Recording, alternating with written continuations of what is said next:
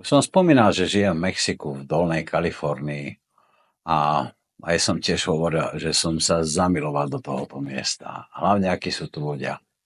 Žijem v La Paz a pravda je, že je to tu, jak si ja ešte spomínam na Slovensku, že si prišiel do dediny a ľudia ťa pozývali domov, rozzastavovali sa, rozprávali s tebou.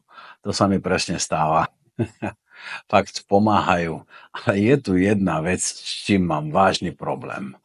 Ako vidia čas. Neuveriteľné, nemajú absolútne žiadnu kontrolu. Oni ti povedia, hneď už aj ti to posielam. Mesiac, aj 2 som čakal.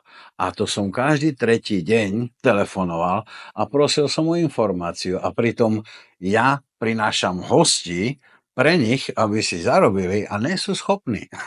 Pre nich čas neexistuje. Koľkokrát som sa dohodol s nimi. Áno, stretneme sa o 12. O 1 ešte ani sa neozvali. Štve ma to. Ja som z Európy a my vidíme ten čas inak a neviem si na to zvyknúť. Je to ťažké. Je to ťažké, aj keď si vždy hovorím, no však viem, akí sú, poznám ich, aj tak roztrhne ma to niekedy. A tak sa majte.